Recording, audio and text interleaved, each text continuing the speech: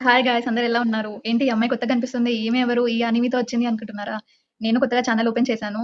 నా ఛానెల్‌లో వీడియో సెక్షన్స్‌లో నా ఇంట్రో ఉంటుంది చూసేయండి. అండ్ నేను ఈ వీడియో ఎందుకు చేస్తున్నానంటే చాలా మంది దగ్గర ఓల్డర్ ల్యాప్‌టాప్స్ ఉంటాయి కదా! సో వాటిని ఏం చేసుకోవాలో అర్థం కాదు. అమ్మితే మనీ రావు ఎక్కువ. వాళ్ళు కొన్నదేమో డబుల్, ట్రిపుల్ రేట్స్‌కి కొంటారు. అండ్ అమ్మితే సగం కాదు కదా! సగంలో సగం రేట్ కూడా రాదు. సో ఇలాంటి వాళ్ళ కోసమే ఈ వీడియో.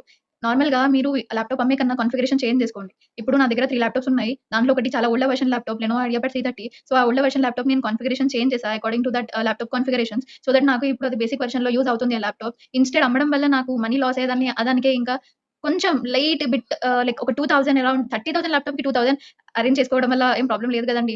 అట్‌లీస్ట్ మీకు 2000 యాడ్ చేస్తే మీకు ల్యాప్‌టాప్ అన్నా పనిచేస్తుంది. ఇన్‌స్టెడ్ మీరు అమ్మడం వల్ల మీకు 5000 అంటే మీకు మిగతా మనీ అంతా లాస్ అన్నట్టే కదండీ. మీరు కొన్నదేమో అంత 30,000కి కొని 5000కి అమ్మితే ఏమొస్తది చెప్పండి.